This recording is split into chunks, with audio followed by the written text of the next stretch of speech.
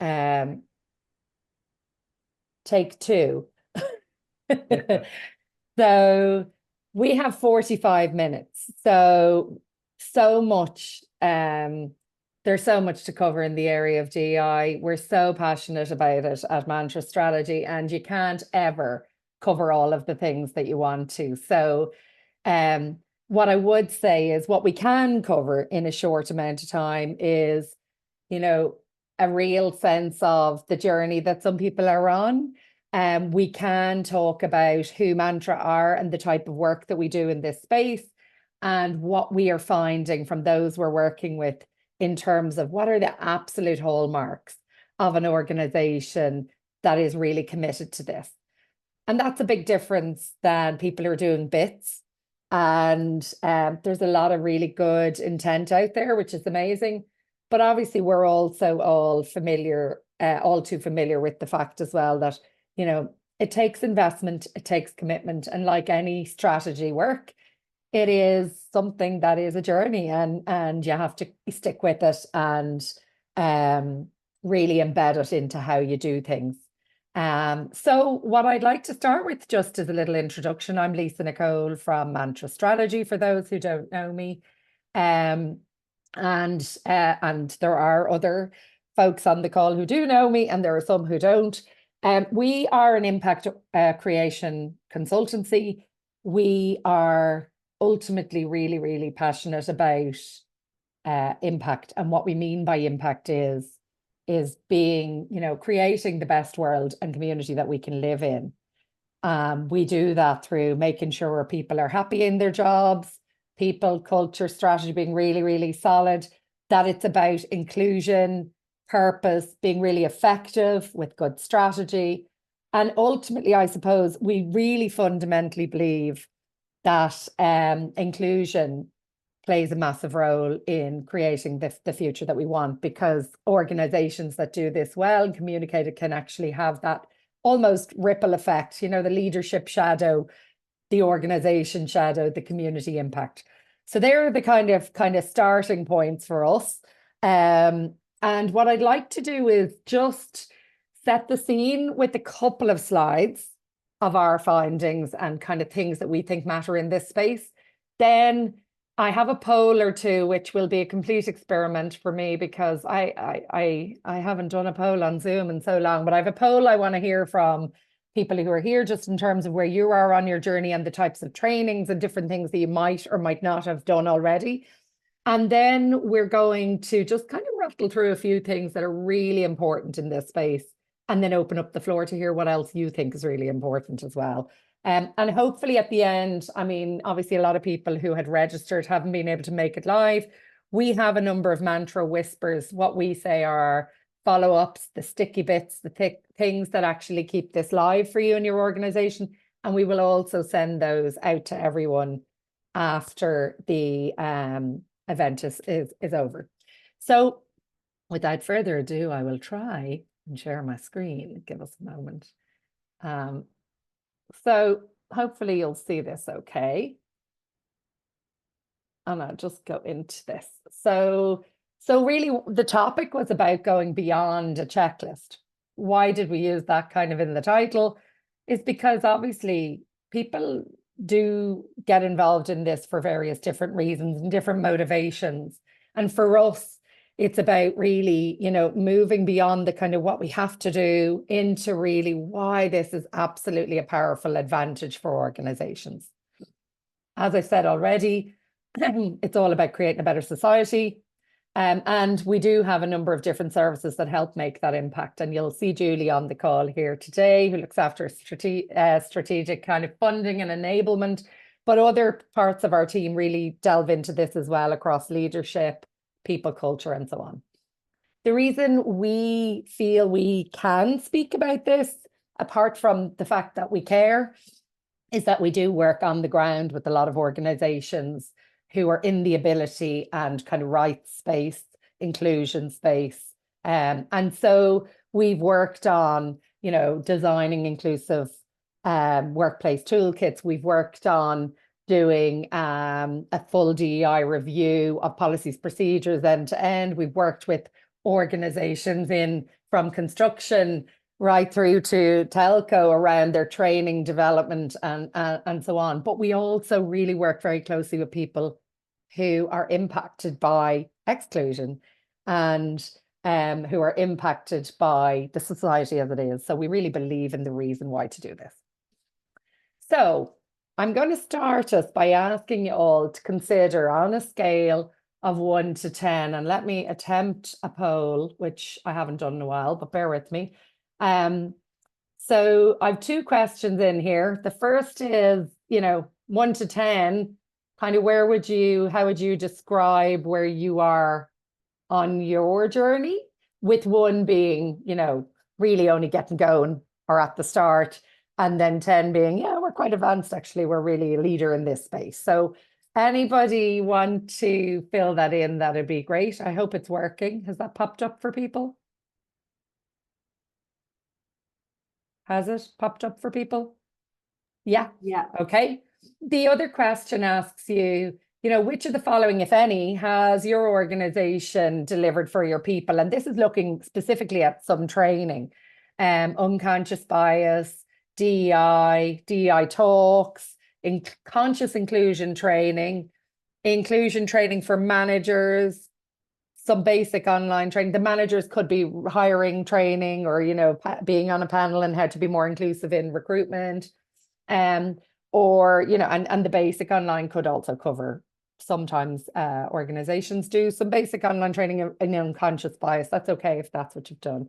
So you might just tick those as well, so we get a sense of where people are at.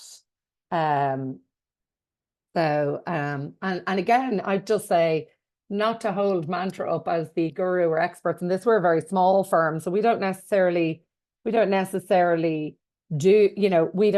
have everything checked for ourselves, but we really believe in it. And I think that's the key part. So interesting, what we're seeing here is quite a variety, good, people in the middle, somewhere along the we're well on our way. And 1 scoring very good score, I would say. Anything 8, 9 is real confidence around where you are in your journey. So it's really positive. From what we've seen people say here, some unconscious bias training, DEI training, and talks talks are very commonplace around a lot of bigger organizations and some smaller. Conscious inclusion training. Okay, great. Just to get a sense of where people are at, I will share those. Just obviously it's small numbers, but just to kind of share with you here now. I hope you can see that. But I've talked through and we can circulate them afterwards. Okay, so quick couple of slides, then we're going to open the floor. What I wanted to start was, if you haven't already looked up Verna Maher's books, she has a whole suite on inclusion and conscious inclusion, and they're good. But she's also the person known for that quote about, diversity is being asked to the party and inclusion is being asked to dance. And her whole book actually talks through various stages around the difference. And it's really quite interesting, but she's a number of other follow-on books and it's really good. For me, what this indicates is that actually it's a mindset. It's not actually a bit here and a bit there. It's about the organization kind of saying, mast in the sand, this is actually a really important part of what we do and why and how we do things. My first takeout would be that none of it matters if it isn't authentic. And people really know when it isn't authentic. So our current employees, our future employees, our clients, our customers, donors, whatever space we're in, they really know and can see when it's just surface level stuff. And the other key takeout is that, what's the expression is, the best time to start was yesterday or last year or 10 years ago or whatever, but the best time to start is now, not when you have to. I think a lot of organizations are afraid to jump in fully in case they aren't ready, but actually we'll never be ready because it's always going to evolve. And so the most important thing is to just get going and do whatever you're doing authentically and go from there. But obviously there's also really, really good business imperative for why to do it. And these are just taken from Inclusio, which is a gorgeous Irish organization. that has a platform around tracking and monitoring DEI. And some of their stats really echo all of the stuff that we've done on Mantra's other calls around culture and brand alignment, purpose alignment at the core, and engaging people. So people make better decisions. They're actually more engaged. We heard obviously News Talk talking about the fact that the latest Irish stat is that 50% of people are unhappy at work. And I know Gallup and all of our other studies we've mentioned in other calls show that, huge percentage of people are kind of miserable. But this area, when you have a commitment to it and when you really develop it, can really help how people feel at work, improve your reputation, but also keep people longer if they know you're authentic. So whether you're on the spectrum of feeling like it's just the right moral thing to do, or whether you're over in the actually we have gaps in our team, there are people who we need to bring in new talent, we need to bring in diversity of thought, there's huge untapped potential, we need to lean into new communities. No matter what your rationale or reasoning, the reality is it absolutely can solve some business needs and bring huge level of innovation to what you do.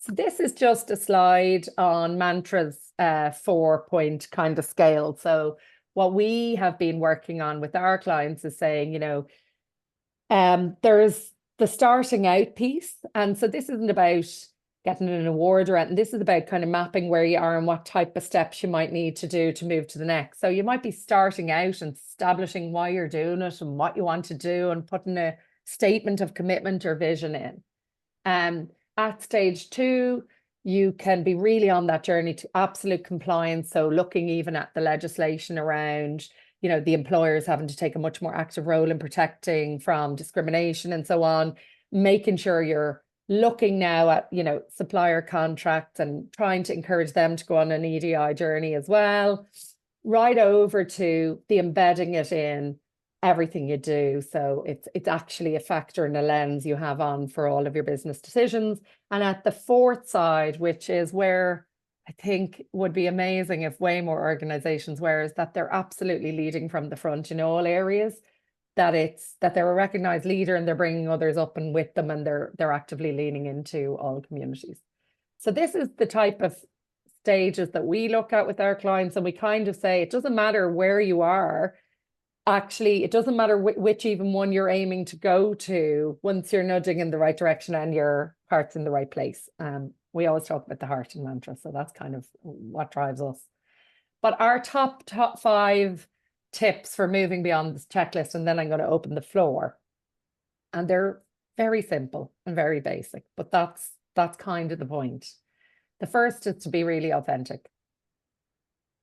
The second is, we think the key part of starting, even if you're in the middle of a journey, is to look at your DEI statement and vision. Where are you trying to go? What's the big goal? A lot of organizations are on a journey and doing really well. They might be in that 5 or 6 space, but they actually aren't fully aligned on where they're trying to go and why they're doing it. So they know it's the right thing to do and they've committed to it, but they mightn't actually have said, you know what, we are committed to doing X, Y, or Z, or we absolutely fundamentally believe in this and we're going to change X, Y, or Z. So that kind of statement and vision is key. I should have invest in much bigger, bolder here, because the investment piece is a key part. A lot of organizations do stuff. Actually, I can't remember whose expression it is. Is it Julie? Is it you? People doing, oh no, it's Roisin was saying last week, you can have a lot of people doing a lot of stuff, but what we really want is to see organizations invest, whether that's in setting up and backing ERGs or business resource groups, whether it's in developing policies that really have that kind of, family friendly, if a female equality is your goal, whether it's about having meaningful events with speakers, paying them, having them embedding in training in when you're doing it, whether it's about adapting facilities, offering inclusive technology to make sure that the workforce can be much more diverse, or whether it's actually investing in positive action to solve some of the goals and challenges that you have. It takes a bit of money and it takes it being really strategic. But I'd still say start today, because even if you're investing small, it's better than not doing anything. The other key top tip we have is about people development. So DEI is like change management. You need to onboard leaders fully. So you might be fully committed, but there could be other people, whether it's on the board or whether it's, whether it's in senior leadership, or whether it's this, if you're not the CEO, if it's the CEO, getting them really on the same page around where you're trying to go, but also investing in training for managers, hiring managers, training for colleagues to be sounder, to be values led, to be accommodating, supportive, and so on. And so really, again, investing in that and making inclusive practice a big part of it. And the final one is measurement. So, we know the old adage, what gets measured gets done. But again, just starting, knowing your baseline, asking, doing the surveys that invite people to disclose. They don't have to, of course, but to understand who your demographic of your workforce are and go from there. So I know they're a bit of a catch-all, but really without some underlying things in each of those areas, it's not a strategy, and it's just a checklist. So for us, these are really kind of crucial. So before I open it to the floor, just to say, if any of this resonates with you and you wanted to explore more in more depth, we do offer, as a follow-on from this, a complimentary DEI strategy call. We're happy to hear from people if they want to say, okay, well, here's where we are, and just teasing out what they might do. There are often, free basic things out there that we would know about in terms of different trainings, different supports, and different kind of employer toolkits. So it's not purely about, getting in and doing consulting strategy, but do book the call, because we're really well placed and we know a lot of people and things in this space. But we also run these events around people, culture change, and strategy every 2 weeks. So you can also come along to our next one.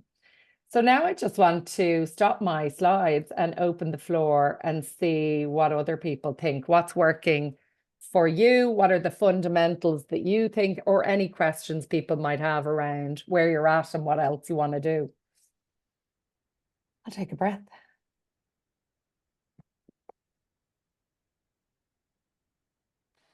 So, can I ask Claire? Hi. Hi. Thanks for that. It was interesting. And what I was wondering as you were talking is, what difference do you find there's a difference in the approach you take between national organisations and multinational? And what are your findings coming out of that in terms of the weighting of work that needs to be done in those different kind of areas that you highlighted? I think that's a really good question. And we have worked with several different types, even right down to the quite tiny SME, right up to the multinational. I mean, I think what you find with some multinationals is that I've made the assumption maybe that there's bigger investment and that it's much more advanced and multifaceted. And in some cases, certainly, the likes of JP Morgan, who we're going to, I think, join, and they have, much more advanced level of ERGs rolled out.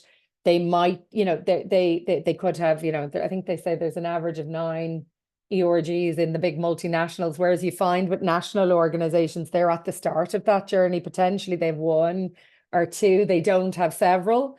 So they might have more things going on. But what I've definitely found is that there's still a big difference in terms of how integrated and joined up it is in all organizations. So there are committees, there might be more dedicated resources in the much larger, Claire, but equally, it mightn't all be totally knitted together in any organization, especially if they've gone through a lot of change lately. So, I mean, no matter what size, scale an organization is, we would still say the key fundamentals are the same.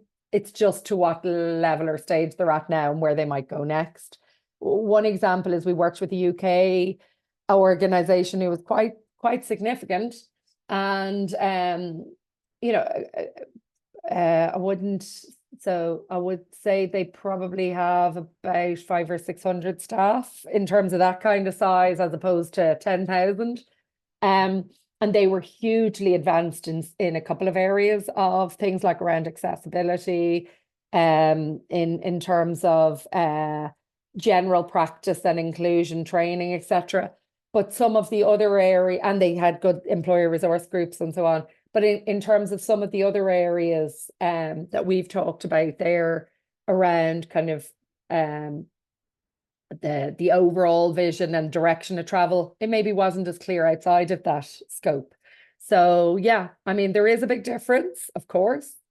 On my experience is that the rationale for doing it is more embedded, obviously, where it's an organization that maybe has different factors to consider. So a US-based organization has huge multicultural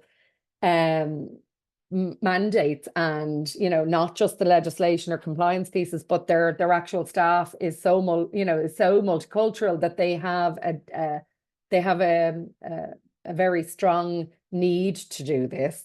Whereas especially in Irish organizations, national Irish organizations, actually it might be different driving factors causing them to jump into it, but the authenticity tends to be there when they're smaller, and it's more about what can they do and understanding what to do. Anyone else?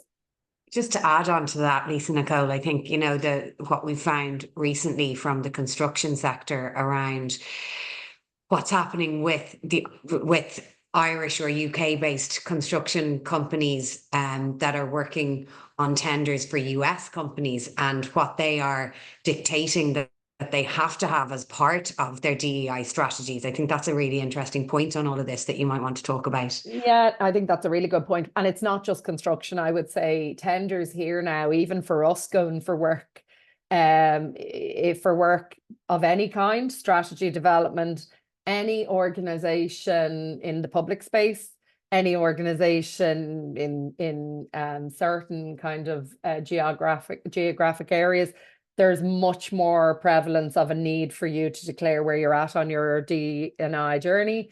Certainly, I think here you're spot on. Like this is before the full CSRD comes in here. We're now seeing companies saying, okay, I need to get on the case here, because this is it's kind of a prerequisite nearly for a lot of winning very major work from multinational organizations. So, which is great news, I think. It kind of gives us all a little proverbial kick to get on with it, So yeah, good point. Thank you. Anybody else who's here want to kind of give a sense of what's working for you, or anything around the kind of level of investment or training that actually is a barrier, or something you've done that's really good? I'm happy to pitch in, Lisa Nicole. I'm in a very, very small organization, but it's within a very, very big organization. So I work for the NMH Foundation, which is a tiny part of what is the National Maternity Hospital, which is incredibly diverse. Very kind of female leaning in terms of its workforce, and changing, and always changing. So I have in the front of my mind where diversity comes into that work environment and that context, and whether it's a maternity hospital or any of the other healthcare systems. It's really important, I think, that kind of DEI isn't a box ticking exercise, because it can't be. It has to be front of mind. So and you talked earlier about those kind of the mantra whispers, and I really kind of relate to that, because for me, I'm a marketeer, so I had, would be mantra moments where every day you get in the front of your mind, it puts it into the front of your mind, where you think about diversity in your day. So I've just been in touch with the HR person in there to kind of think about it. So I think the kind of the tips and tools and tricks that you provide to people who are operating at the front line of it, i.e. the HR department within a national maternity hospital, to enable them to get it, to have it front of mind all the time in every decision that they're making, but also in front of mind in everybody's day-to-day kind of operations. I think that's really important, so that it becomes not just I'm doing DEI today, but that it becomes habit forming, that this is just how I operate, this is just how we are. I think that's really important for that to start happening. Yeah, I think that's great. I actually did a little bit of my study in the area of DEIB, was with somebody from a very large hospital, and it was very interesting having conversations even around bias and training, which is kind of like the early stage conversations. But we're still in a reality. We talk about psychological safety all the time, and bringing your whole self to work. But I think that the reality is that in a healthcare setting, people still wouldn't show up to an interview with any sign of a tattoo showing or whatever. Yeah. And we still would automatically think, oh, are they right for that role? Or, so it is a very interesting one. And yet the whole face of our workforce in healthcare, not just here, right across the world, has changed. So it's been very interesting having those conversations about how it looks different for different organizations. So public bodies obviously have had to adopt much more, no problem at all, thank you. Public bodies have had to adopt a much more comprehensive, Yeah. list of the to-dos, and also really embedded. But how they do that is still more challenging than it would be in, let's say, a construction firm or a charity or so on. I know I was talking to one of our construction clients bring the training to toolbox talks, which reminded me of the brown bag lunch type idea, that they're bringing it through in their own way, but they're keeping it live. That's an every week thing, not a once a year thing. So how are we making sure it's embedded in a real practical, tactical way and on site in different places is very different, across industry, which is why I started by saying, you've only 45 minutes. You can't cover it all. It's so huge, really. Um, any other thoughts or questions around, how we do move from it being something that we need to do, or maybe, have to do, to really something that absolutely shows that edge as a business as well? I might just comment, Lisa Nicole. I Yeah. just sort of, as you're talking, thinking about sort of, is it a bottom up or a top down approach? I mean, I know some of the folk we've worked with, very committed teams to this, but then there's not very much DEI on the board, for example. So Yeah. it's some practical tactics to whether it runs from the grassroots up or from the top down. Yeah, I think that's a good point. And what I found is that, there's a layer of practicality to this. So you mightn't be able to change pipelines of talent coming through overnight. If you're in an industry like engineering or something, it's not like there's going to be people ready straight away in the same droves, maybe, as male counterparts, for example, just picking gender as one. But you can do positive action. Same with your board might be all from, typically boards have been in the charity space unpaid. Therefore, they might all actually be of, broadly speaking, it's almost a privilege to be able to do it to some extent because it's unpaid time, it's voluntary, and so on. So that changes over a longer period with positive action, where you actually identify this is an issue. We know it will be better to have diversity of thought. So therefore, we'll do things now to reach into, in the case of construction or engineering, it might be, we'll do some work with STEM, youth, university, encouraging more diversity. In the case of, even in the healthcare setting, that might be, we're going to go and recruit in different places, in different geographies or whatever, same for engineering. And in the charity space, it might be that actually there's a change. So in Ireland anyway, Claire, a lot of charities, paying a board member is a total no-no, even though legally you actually can. People don't even know that. It's just never done. So actually changing and making exceptions to have diversity, or people who you're there to actually support, serve, and having those voices on the board in different ways and supporting them to do that through expenses. So positive action to really address some of these issues, I think, is key. But I think you're spot on, Julie. Like, it starts by knowing where are you? What's the baseline? Where are we now? And I think a lot of the time organizations are still afraid to allow us to talk really openly about what those issues are. And like, so being able to be an organization like us, where we are consulting and not hold back and have an independent voice. I mean, often, and David, you and I have talked about this even last week when we were talking about brand culture, often we're putting in a box and saying, well, don't touch that, like with brand. Same with DEI. It's like, well, you can look at this area, but we really, like, we're not responsible for that area, so don't want you talking about that, or, you know, maybe dial that down a bit. The reality is we have to start having the conversations really openly and honestly around where we are and where we're trying to go if we want to affect change. So you can dial it down afterwards with your strategy, but you should know where you are in the first place, I think. Yeah. David, any thoughts from your side? What have you seen? I think what resonated with me there, and what you've just said, and look, it goes across all aspects of what we do, is that, you know, it's a mindset, not a set piece. Absolutely. You know, and a lot of times it's a tick box exercise. We must do this, and it's disconnected from everything else. When it's a mindset, it's pervasive, it's cultural, it's inclusive, you know. So that's the kind of, and I think that's one of the biggest challenges is to actually instill this as a mindset. Absolutely. The other thing which the mindset piece brings into it is about keeping things live. So when I ask people what training have you done, I always find it really interesting because, you know, we talk to organizations and they say, well, we did actually do a bit of DEI training or bias training there about, 12 months ago. Or you might have an organization that does it as part of onboarding, which is great. And some people actually have all this stuff there, but haven't embedded it into the onboarding, right?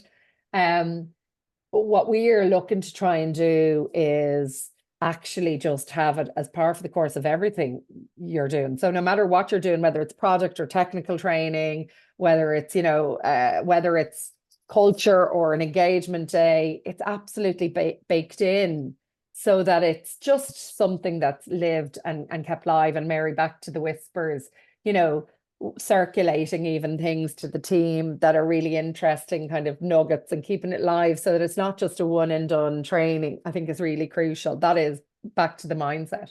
The other thing people can do, and we do this across the people culture piece, is, temperature check. How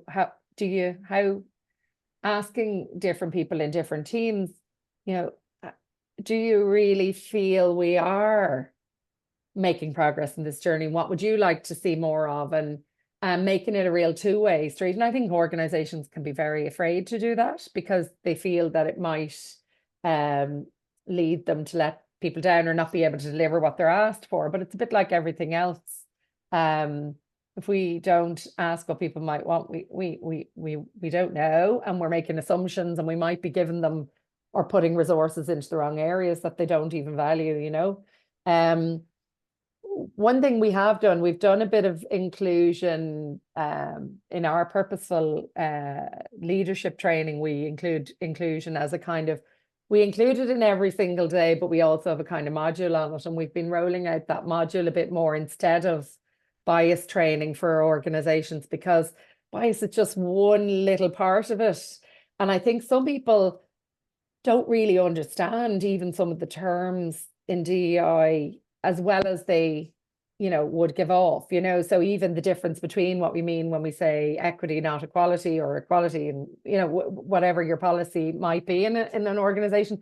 So I think even just offering refresher stuff so that people don't feel embarrassed about having to do it, but things that dig in a little bit more to what comes under the banner of neurodiversity, for example, and why is this really helpful to understand in work? Because you could be sitting alongside a colleague right now, or you could be a colleague who's looking to just try and make sure everybody appreciates difference and different ways of working and thinking. So again, like asking teams more what they want to hear more about. It's really powerful because it doesn't mean you have to create training on everything. It could be that you just send a whisper or an article that's really telling on something. It doesn't have to cost a fortune. But it does take for an organization to want to really, invite that kind of two-way piece. Yeah.